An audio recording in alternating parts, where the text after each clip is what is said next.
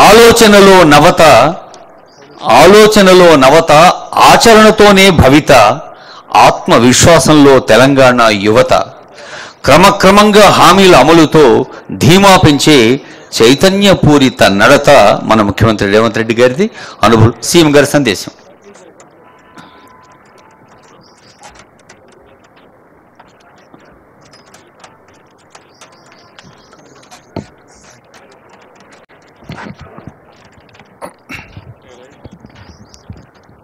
రాజీవ్ యువ వికాసం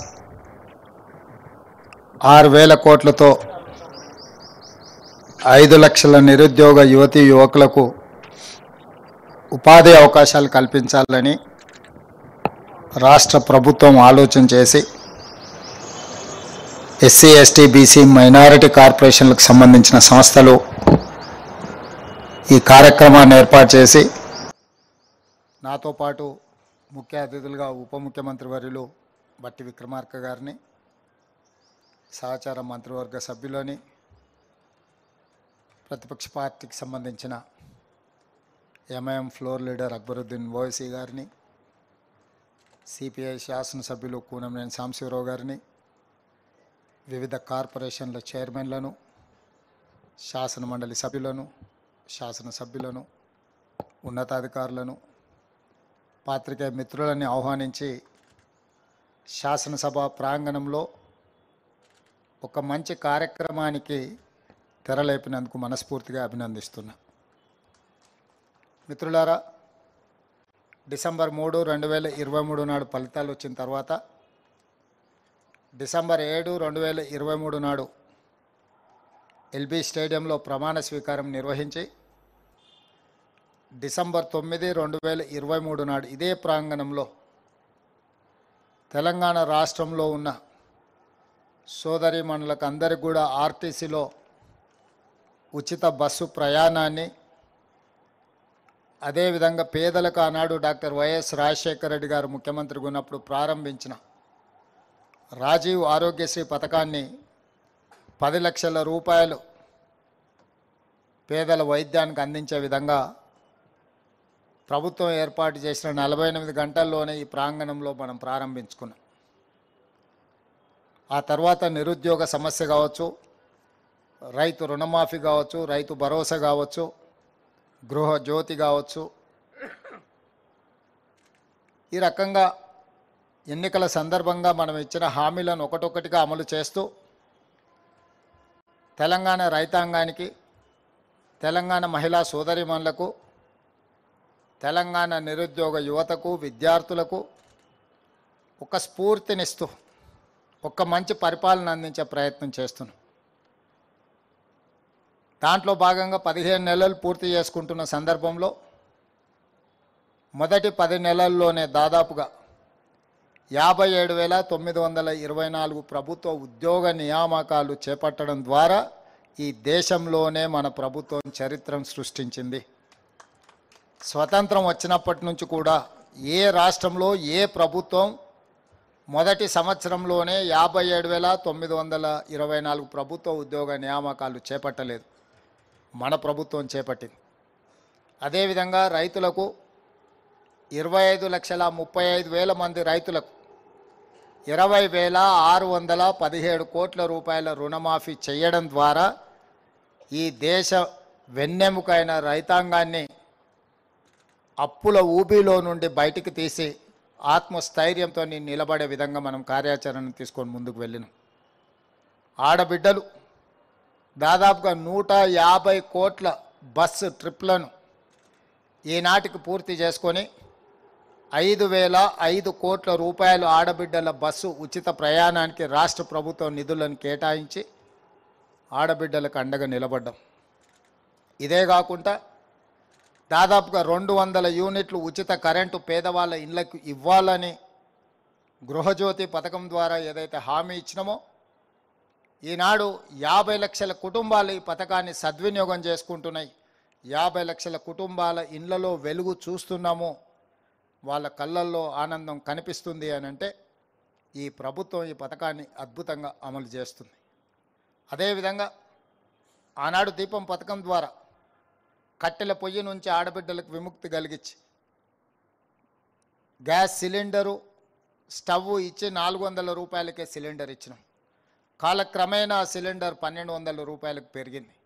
తిరిగి కట్టెల పొయ్యికే ఆడబిడ్డలు బలయ్యే సందర్భం వచ్చినప్పుడు 500 రూపాయలకే సిలిండర్ ఇస్తామని చెప్పి ఈరోజు 43 లక్షల కుటుంబాలు 500 రూపాయలకే సిలిండర్ పథకాన్ని దిగ్విజయంగా వినియోగించుకుంటున్నారు. ఆడబిడ్డలందరూ కూడా ఆనందంగా ఉన్నారు. అదేవిధంగా స్వయం సహాయక సంఘాలలో ఉన్న ఆడబిడ్డలు 65 లక్షల మంది ఒకనాడు బతుకమ్మ చీరల పేరు మీద ఎలాంటి చీరలు పంచినరో నేను ఇక్కడ ప్రస్తావించదలుచుకోలేదు, కానీ ఆడబిడ్డలు అందరు చూసింది.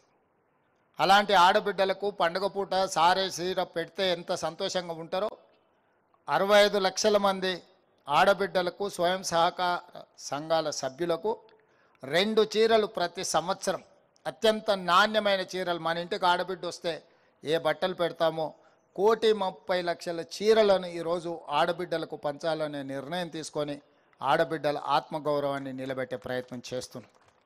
అదేవిధంగా తండాలలో, గూడాలలో, మారుమూల పల్లెల్లో ఉన్న ప్రభుత్వ పాఠశాలలు నిర్వీర్యమైపోయి నిర్వహణ లోపభూయిష్టంగా ఉండి కరెంటు లేక ప్రభుత్వం కమిషన్లు వస్తాయని కంప్యూటర్లు కొనిస్తే ఆ పాఠశాలల్లో కరెంటు లేదు.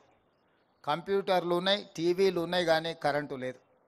అందుకే వ్యవసాయానికి ఉచితంగా కరెంట్ ఇచ్చి పేదవాడి ఇంటికి కరెంట్ ఇచ్చినప్పుడు పేదవాడి పిల్లలు చదువుకునే పాఠశాలకు ఉచితంగా కరెంట్ ఎందుకు ఇవ్వద్దు అని ఈ రాష్ట్రంలో ఉన్న 29,550 ప్రభుత్వ పాఠశాలల్లో ఉచిత కరెంటునిచ్చి ఆ పిల్లలకు చదువుకు అవసరమైన వసతులను ఏర్పాటు చేయడమే కాకుండా వీటి నిర్వహణను అమ్మా ఆదర్శ పాఠశాల పేరు మీద స్వయం సహాయక సంఘాల సభ్యులైన ఆడబిడ్డలకే పాఠశాల నిర్వహణ బాధ్యతను వాళ్ళకే ఇచ్చినాం. ఈరోజు వాళ్ళకి విజ్ఞప్తి చేస్తున్నా, మీ పాఠశాల సిబ్బంది, మీ టీచర్లు వస్తున్నారా లేదా, మీ పిల్లల అటెండెన్స్ హాజరు పట్టిక టీచర్లు తీసుకుంటే టీచర్ల హాజరు పట్టిక మీరు తీసుకోండి అని చెప్పి మా ఆడబిడ్డలకు సూచన చేస్తున్నాం. మీ గ్రామాలలో టీచర్లు వచ్చినప్పుడే, మీ పిల్లలకు చదువు చెప్పినప్పుడే వాళ్ళకు విద్య అబ్బుతుంది. అమ్మ ఆదర్శ పాఠశాల పేరు మీద ఈరోజు ఆడబిడ్డలకే అధికారాన్ని బదిలీ చేసినాం. ఇవే కాదు, పొలిటికల్ కమిట్మెంట్కి సంబంధించి కూడా 1931లో మొట్టమొదటిసారి బ్రిటిషర్స్ కులగణన చేస్తే స్వతంత్రం వచ్చిన ఇన్ని సంవత్సరాలలో కులగణన చెయ్యాలని 2011లో ఒకసారి శ్రీమతి సోనియా గాంధీ గారు ప్రయత్నం చేశారు దేశవ్యాప్తంగా. ఆ సర్వే రిపోర్ట్ను తర్వాత వచ్చిన ప్రభుత్వం తొక్కిపెట్టింది, ప్రజలకు అందుబాటులోకి తీసుకురాలేదు. కానీ బలహీన వర్గాల మనసుల్లో బలంగా నాటుకున్నది. అసలు మా లెక్కనే చెప్పనప్పుడు మా కేటాయించే నిధులు కానీ లేకపోతే మా రాజకీయ అవకాశాలు కానీ ఉద్యోగ ఉపాధి అవకాశాలు ఈ ప్రభుత్వాలు ఎట్లా లెక్కిస్తాయి అని దాన్ని దృష్టిలో పెట్టుకొని కులగణన చేయాల్సిందే, ఇది సమాజానికి ఒక ఎక్స్రే అని రాహుల్ గాంధీ గారు చెప్పారు భారత్ జోడో యాత్ర సందర్భంగా. అందుకే ఈనాడు ఆ కమిట్మెంట్ ప్రకారం మొదటి 15 నెలల్లోనే సామాజిక, ఆర్థిక, రాజకీయ, విద్య, ఉద్యోగ ఉపాధి కులగణన సర్వేను పూర్తి చేసి ఈరోజు శాసనసభలో మనం బిల్లును ప్రవేశపెట్టినాము. రాబోయే రోజుల్లో ఈ లెక్క ప్రకారం 56.36% బలహీన వర్గాల లెక్క తేలింది. వాళ్ళకి 42% రిజర్వేషన్ ఇవ్వాలి అని ఈరోజు మనం చట్టం చేసుకున్నాం మన శాసనసభలో. అదేవిధంగా 35 సంవత్సరాల నుంచి ఎస్సీ కుల వర్గీకరణ జరగాలి అని చాలామంది పిల్లలు పోరాటాలు చేశారు, ప్రాణాలు కోల్పోయింది. సుప్రీంకోర్టు వరకు ఈ కేసును కాన్స్టిట్యూషనల్ బెంచ్ జడ్జిమెంట్ ఇస్తే కూడా దేశంలో ఎవరు దీన్ని అమలు చేసే ఆలోచన చేయలే. మొట్టమొదటిసారి తెలంగాణ రాష్ట్ర ప్రభుత్వం ఎస్సీ కుల వర్గీకరణ చేసి కులాల ప్రాతిపదికన సింగిల్ కమిషన్ చైర్మన్ ఇచ్చిన రికమెండేషన్ని ఆమోదం చేసుకొని ఈరోజు బిల్లు రూపంలో సభ ముందుకు తీసుకొచ్చినాం. రేపు ఆ బిల్లు కూడా ఆమోదం జరగబోతుంది. మాదిగ ఉపకులాల వర్గీకరణ దశాబ్దాలుగా ఏదైతే వాయిదా పడుతూ వస్తుందో ఈరోజు చట్టబద్ధత కల్పించి ఆ సోదరులని హక్కును చేర్చుకునే ప్రయత్నం చేస్తున్నాం. ఇవన్నీ పరిపాలనలో ఒకటొకటిగా పరిష్కరించుకుంటూ వచ్చినాం. గతంలో నచ్చితే నజరానా, నచ్చకపోతే జుర్మానా విధానం ఉండే. కానీ ఈ ప్రభుత్వం అలాంటి విధానానికి స్వస్తి పలికి స్పష్టమైన విధానపరమైన నిర్ణయాలు, పాలసీలు, గ్రీన్ ఎనర్జీ కావచ్చు, టూరిజం పాలసీ కావచ్చు, ఇండస్ట్రియల్ పాలసీ కావచ్చు, ప్రతి విషయంలో హెల్త్ పాలసీ కావచ్చు, ఎండోమెంట్స్ పాలసీ కావచ్చు, యాదగిరిగుట్ట చట్టబద్ధత కావచ్చు, ఈ రకంగా చట్టాన్ని చేయడం ద్వారా చట్టపరంగా ఎవరెవరికైతే అవకాశం ఉందో, అర్హత ఉందో వాళ్ళందరికీ న్యాయం జరిగే విధంగా ఈరోజు సమూలమైన మార్పులు పరిపాలనలో తీసుకొచ్చి వాళ్ళందరికీ అవకాశాలు కల్పించడానికి అహర్నిశలు మంత్రివర్గ సహచరులు, శాసనసభ్యులు అందరి సహకారంతో ఈరోజు మనము పరిపాలనను ప్రక్షాళన చేస్తూ ఒక పారదర్శకమైన పరిపాలన అందిస్తున్నాం. ఇంతకుముందే కూనంనేని సాంబశివరావు గారు చెప్పారు, గతంలో ఎప్పుడు జరగని విధంగా 5 మంది శాసన మండలి సభ్యులు ఈరోజు ఎస్సీ ఎస్టీ బలహీన వర్గాలకు సంబంధించిన వాళ్ళు చట్టసభలకు వచ్చిండ్రు అంటే కులగణన చేయడం ద్వారా ఈరోజు వాళ్ళల్లో వచ్చిన చైతన్యాన్ని గమనించే రాజకీయ పార్టీలందరూ కూడా ఎస్సీ ఎస్టీ బలహీన వర్గాలకు అవకాశాన్ని ఇచ్చి చట్టసభలకు వాళ్ళు పంపించారు. ఇది తొలి అడుగు మాత్రమే. ఇది సరిపోయిందని నేను అనడం లేదు. నిధులు కావచ్చు, ఉద్యోగాలు కావచ్చు, ఉపాధి కావచ్చు. ఇక ఉపాధికి వస్తే చాలా ఇబ్బందులు ఉన్నాయి ఆర్థికంగా. మీ అందరికీ పదే పదే నేను చెప్తున్నా, వేసిన అంచనాలు ఒకటి, వచ్చిన ఆదాయం ఇంకొకటి, ఉన్న అప్పులు వేరొకటి. అంచనాలు తప్పినాయి, ఆదాయం తగ్గింది, అప్పులు అడ్డగోలుగా పెరిగిపోయినాయి. అయినా ధైర్యం ఏం కోల్పోలేదు. వాస్తవాలను ప్రజలకు వివరిస్తున్నాం. మీడియా మిత్రుల సహకారం కోరుకుంటున్నాం. ఎన్ని రోజులు అబద్ధాల పునాదుల మీద ఈ ప్రభుత్వాన్ని నడుపుతాం? అప్పులు భారమై కుంగిపోతున్నప్పుడు, ప్రజలకు ఆర్థిక వెసులుబాటు కలగనప్పుడు ఇంకెంతకాలం అబద్ధాలు చెప్పాలి, చట్టసభలను మభ్యపెట్టాలని నేను అడుగుతున్నా. అందుకే వాస్తవాలను వివరించినాం, భవిష్యత్ కార్యాచరణ నిర్ణయించుకున్నాం, దుబారా తగ్గించినాం. గతంలో ఎట్లా నడిపినారు, గతంలో వచ్చిన ఏడికి పోయినంటే అవన్నీ బడ్జెట్లో బట్టి విక్రమార్క గారు చెప్తారు. దుబారాను తగ్గిస్తున్నాము. ఈరోజు వసూలు చేయాల్సిన పన్నులను వసూలు చేయకుండా వదిలేసినారు. ఒక్క ఇసుక గురించే నేను చెప్పదలుచుకున్నా. 14 నెలలు పట్టించుకోలే ఇసుక గురించి. పాత ప్రభుత్వం చేసిన విధాలనే కొనసాగించినాం. అప్పుడు ప్రతిరోజు 1,25,00,000 నుంచి 1,50,00,000 ఆదాయం వచ్చేది ప్రతిరోజుకు. ఒకసారి కొంచెం అటు ఇటుగా 1,50,00,000 ఆదాయం వచ్చేది. ఒక నెల రోజుల నుంచి నేను గమనించి ఈ ఇసుక మాఫియాకు ఎక్కడనో ఒక దగ్గర వాత పెట్టాల్సింది అని ఆలోచన చేసి కొంచెం గట్టిగా అధికారుల మీద ఒత్తిడి తీసుకొస్తే ఈరోజు ఇసుక ఆదాయం ప్రతిరోజు 3 నుంచి 3.5 కోట్లకు పెరిగింది. 100% పైగా ఒక్క నెలలోనే ప్రతిరోజు ఆదాయం పెరిగింది. ఆనాడు 600 కోట్ల రూపాయల ఉన్న ఆదాయం ఈరోజు అంచనా వేస్తే 1,200 కోట్లకు పెరిగే పరిస్థితి వచ్చింది. 30 రోజుల్లో నేను సభలో లెక్క చెప్తా. జిఎస్టీ దేశంలోనే హైయెస్ట్ కలెక్షన్స్ తెలంగాణ రాష్ట్రానికి వచ్చింది. 17% సక్సెస్ రేషియో ఇంప్రూవ్ అయింది. అదేవిధంగా స్టేట్ ఓన్డ్ ట్యాక్స్, రాష్ట్రానికి వెసులుబాటు ఉన్న పన్నుల వసూళ్లలో భారతదేశంలోనే తెలంగాణ రాష్ట్రం మొదటి భాగాన నిలబడ్డది. 88% పన్నుల వసూళ్లలో రికార్డును సృష్టించి తెలంగాణ రాష్ట్రం నెంబర్ 1 ఉంటే నెంబర్ 2 86%తో మహారాష్ట్ర ఉన్నది. ప్రధానమంత్రి రిప్రజెంట్ చేసే గుజరాత్ 6th or 7th ప్లేస్లో ఉన్నది. రాష్ట్రానికి రావాల్సిన ఆదాయ పన్ను వసూళ్లలో ఈ ప్రభుత్వం దేశంలోనే మొదటి స్థానంలో ఉంది. నిరుద్యోగ సమస్య 8.8 ఉంటే తెలంగాణ స్టేట్లో 6.1కి తగ్గించినాం. నిరుద్యోగ సమస్యను తగ్గించినాం. ఇన్ఫ్లేషన్ అంటే నిత్యావసర వస్తువుల ధరల నియంత్రణ. భారతదేశంలోనే ధరల నియంత్రణలో తెలంగాణ రాష్ట్రం ఉంది. 1.3 ఇన్ఫ్లేషన్తో Telangana number 1, average in Kerala 7.1. అంటే ఇతర రాష్ట్రాలన్నిటికంటే కూడా నిత్యావసర వస్తువులను నియంత్రించడంలో తెలంగాణ రాష్ట్రం దేశంలోనే ముందున్నది. గణాంకాలని socio economic survey report government of India ఇచ్చిన రిపోర్ట్ ఇది. మేము మా సొంత లెక్కలు కావి. కేంద్ర ప్రభుత్వం అధికారిక గణాంకాలను విడుదల చేసిన లెక్కలే నేను ఈ సందర్భంగా చెప్తున్నా.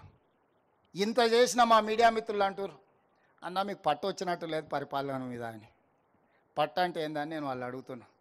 ఓ 2 మంత్రులను తీసి బయటపడేస్తానో 2 అధికారులను జైలుకు పంపిస్తానో పట్టు వచ్చినట్టు కాదు. ఉన్నోళ్ళందరినీ సమన్వయం చేసుకొని సమీకరించుకొని ఒక మంచి పరిపాలన అందిస్తేనే పట్టు వచ్చినట్టు. దానికి కొంత సమయం పడుతుంది. ఇరగొట్టడానికి ఎక్కువసేపు సమయం అక్కర్లేదు, కట్టడానికి చాలా సమయం పడుతుంది. అందరినీ కూడగట్టుకొని ఈ పరిపాలన ముందుకు తీసుకెళ్తున్నాము. అందులో భాగంగానే ఈరోజు మా శాసనసభ్యులు వస్తున్నారు. అన్న మేము ఎమ్మెల్యేలు అయినా కానీ మా వెంబడి ఉన్న వాళ్ళకి ఏం చేయలేకపోతున్నాం, వాళ్ళకు ఉద్యోగం ఇవ్వలేకపోతున్నాం, ఉపాధి కల్పించలేకపోతున్నాం అని అన్ని రాజకీయ పార్టీలకు సంబంధించిన ప్రజాప్రతినిధులు వస్తున్నారు. అందుకే ఈరోజు 5 లక్షల మందిని మన చుట్టూతో ఉండి చదువుకున్న వాళ్ళు ఉండి చైతన్యం ఉండి అర్హత ఉన్న వాళ్లకు 50,000 నుంచి 4 లక్షల వరకు స్వయం ఉపాధి పథకం కింద నిధులు మంజూరు చేయించడానికి, అర్హత కలిగిన వాళ్ళకి మంజూరు చేయించడానికి ఈరోజు 6,000 కోట్ల రూపాయలు మీ చేతుల్లో రాబోయే 2 నెలల్లో పెడుతున్నాము. జూన్ 2 నాడు 5 లక్షల మంది లబ్ధిదారులను మనం ప్రకటించబోతున్నాము. ప్రతి నియోజకవర్గానికి 4 నుంచి 5,000 మంది మన ఎంబడి ఉండి అర్హత కలిగిన కార్యకర్తలు కానీ లేకపోతే గ్రామాలలో ఉండే నిరుద్యోగ యువకులు ఎంతమంది ఉంటారు? 2,000 3,000 ఉండొచ్చు. వాళ్ళందరికీ మీరు పని కల్పించవచ్చు, ఉపాధి కల్పించవచ్చు.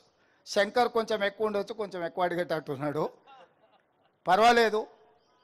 నేను ఎందుకు చెప్తున్నా అంటే ఎప్పుడైనా వడ్డించేవాడు మనవాడు ఉన్నా లేకపోతే వడ్డించాలనుకున్నాడు మనకు తెలిసినవాడు ఉంటే మొదట వానికే వడ్డిస్తాం.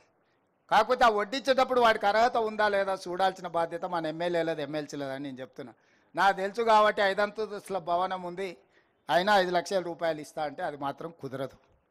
గతంలో అట్లా చేసిన వాళ్ళు ఎక్కడున్నారో మీరు చూసిరు, ఇప్పుడు మాత్రం అట్లా కుదరదని చెప్పి ఈ వేదిక మీద నుంచి మా సహచార మంత్రివర్గ సభ్యులకు మా మిత్రులకు చెప్తున్నా. నిజమైన నిరుద్యోగ యువకులకి ఇది అందాలి, ఈ ప్రభుత్వం మీద విశ్వాసం కలగాలి. ఈరోజు 57,924 ఉద్యోగాలు ఇచ్చినామంటే పారదర్శకంగా ఇచ్చినాం కాబట్టి ఎక్కడ చిన్న ఆరోపణ మన ప్రభుత్వం మీద లేదు. అదేవిధంగా 22,000 మంది టీచర్లకు 20 ఏండ్ల నుంచి ప్రమోషన్లు లేకుంటుంటే ఇచ్చినాం, చిన్న ఆరోపణ లేదు. 10 ఏండ్ల నుంచి బదిలీలు లేకుండా ఉన్న టీచర్లకు 36,000 మంది టీచర్లను బదిలీ చేసినాం. ఎప్పుడు టీచర్ల బదిలీలు చేసినా ఎన్నో ఆరోపణలు ఉంటాయి. ఓ కలెక్టర్ను ట్రాన్స్ఫర్ చేసి ఈజీ కానీ ఒక టీచర్ను ట్రాన్స్ఫర్ చేయడం అంత ఈజీ కాదు. అయినా చిన్న ఆరోపణ లేకుండా 36,000 మంది టీచర్లను మనం ఈరోజు బదిలీ చేసుకోగలిగినాం. ప్రభుత్వంలో ఏళ్ళ కొద్దీ పేరుకపోయిన బదిలీలు అన్ని శాఖలల్లో మనం వచ్చిన తర్వాత బదిలీలు చేసినాం. ఎక్కడ కూడా చిన్న ఆరోపణ కానీ చిన్న చర్చ లేకుండా ఈరోజు మనం ముందుకు తీసుకెళ్తున్నాం. పారదర్శకంగా చేసినప్పుడు కొంత మనకు నచ్చిన వాళ్ళకు మనకు దగ్గర వాళ్ళకు మనం కొన్ని ఇవ్వలేకపోవచ్చు. అంత మాత్రాన పథకం వైఫల్యం చెందినట్టు కాదు. మనకు కావాల్సిన వాళ్ళకి ఇంకో రూపంలో రాజకీయంగా అవకాశాలు కల్పించండి.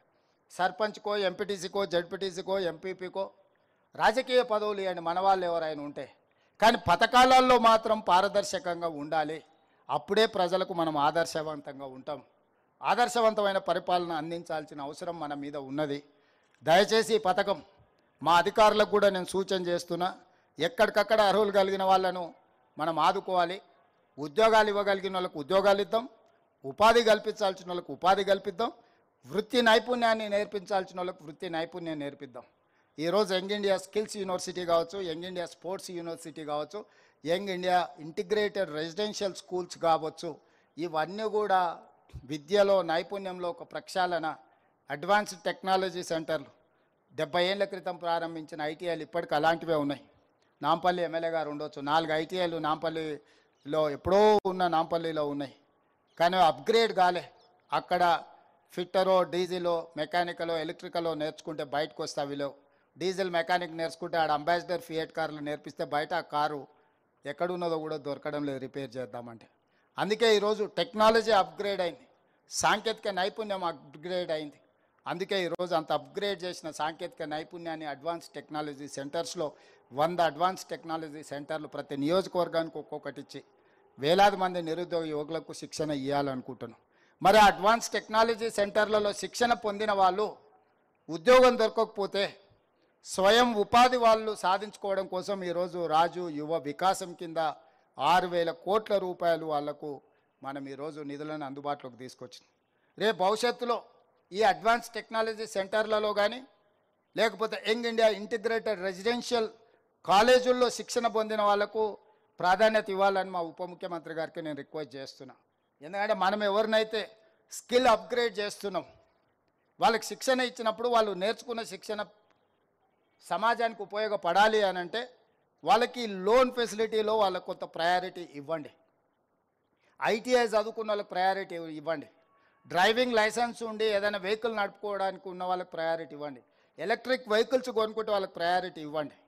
పొల్యూషన్ కంట్రోల్ చేయడానికి అవసరమైన హైదరాబాద్ నగరంలో ముఖ్యంగా అక్బరుద్దీన్ ఓవైసీ గారు ఒక అంశాన్ని లేవనెత్తారు. మీరు స్కీమ్స్ ఇస్తున్నారు కానీ ముస్లిం మైనారిటీ పిల్లలకు వాళ్ళ పర్సంటేజ్ ప్రకారం మీరు వాళ్ళకి ఇవ్వడం లేదని. ఎస్, డెఫినెట్గా ఇండ్ల విషయంలో కానీ ఇలాంటి పథకాల విషయంలో కానీ డెఫినెట్గా అది మేము మైండ్లో పెట్టుకుంటాం. మైనారిటీస్కి కూడా సముచితమైన న్యాయం చేస్తామని చెప్పి నేను ఈ సందర్భంగా చెప్పదలుచుకున్నాను. ఈ పథకమే ఎస్సీ, ఎస్టీ, బీసీ, మైనారిటీ ఈ సెక్షన్స్ని 100% వాళ్ళ అర్హత ప్రకారం వాళ్ళ పర్సంటేజ్ ప్రకారం వీలైనంత మేరకు అమలు చేయడానికి ప్రయత్నం చేస్తాం. ఇది మొదలు పెట్టినాం, పోను పోను ఇంకా పర్ఫెక్ట్గా ఎగ్జిక్యూట్ చేయడానికి ట్రై చేస్తాం. ఈ పథకాన్ని బాగా ఉపయోగించుకోవాలి. మా శాసనసభ్యులకు మండలాల వారీగా సమావేశాలు ఏర్పాటు చేయండి. మీకు కూడా ఒక గొప్ప అవకాశం, మిమ్మల్ని నమ్ముకొని ఉన్న వాళ్ళను మండలాలలో గుర్తించడానికి సహాయం చేయడానికి. మిమ్మల్ని కూడా మీరైతే ఎమ్మెల్యేలు అయినారు కానీ మాకేం చేయట్లేదని అడిగే వాళ్ళందరూ కూడా ఇది ఒక అవకాశం. వాళ్ళందరికీ కూడా కొంత పని నేర్పించండి, పని కల్పించండి. తద్వారా నియోజకవర్గాలలో ఉండే నిరుద్యోగ యువకులు, ఎందుకంటే ఈరోజు హైదరాబాద్లో కాదు చిన్న చిన్న ప్రాంతాలలో కూడా గంజాయి చాలా ఎక్కువైపోయింది, సింథటిక్ డ్రగ్స్ ఎక్కువైపోయినాయి, కొకేన్ ఎక్కువైపోయింది. ఇది తెలంగాణ సమాజాన్ని భయపెడుతుంది. తెలంగాణ వేగంగా పంజాబ్ వైపు ప్రయాణం చేస్తుంది. అసలు ఊహించలేనంత వేగంగా ఈ మాదక ద్రవ్యాలు అనేది తెలంగాణను ఆక్రమించుకుంటాయి. ఓనాడు ఉద్యమ స్ఫూర్తి ఉన్న తెలంగాణ రాష్ట్రం, ఓనాడు ఉద్యమాలకు వేదికలైన యూనివర్సిటీలు, కాలేజీలు ఈరోజు ఈ సింథటిక్ డ్రగ్స్ కానీ లేకపోతే గంజాయి బారిన పడుతున్నారు. వాళ్ళు ముఖ్యంగా ఉద్యోగం లేక, ఉపాధి లేక వీటి వైపు బానిసలు అవుతున్నారు. అందుకే ఈ అవకాశాన్ని సద్వినియోగం చేసుకొని తెలంగాణ $1 ట్రిలియన్ ఎకానమీకి చేరుకోవాలి అని అంటే దీన్ని వేగంగా ముందుకు తీసుకెళ్ళాలి. ఈ పథకాన్ని అద్భుతంగా వినియోగించుకుందామని తెలియజేస్తూ ఈ కార్యక్రమంలో పాల్గొని, ప్రభుత్వ కార్యక్రమమైనా ప్రతిపక్షాలు కూడా పాల్గొనడం సంతోషాన్ని ఇచ్చింది. ఇది ప్రజల పథకం, ఇది పార్టీ పథకం కాదు, ఇది ప్రజల పథకం. మమ్మల్ని అభినందించడానికి విచ్చేసిన ఎంఐఎం, సిపిఐ నాయకులకు కూడా మరొక్కసారి ధన్యవాదాలు తెలియజేస్తూ సెలవు తీసుకుంటున్నాం మిత్రులారా.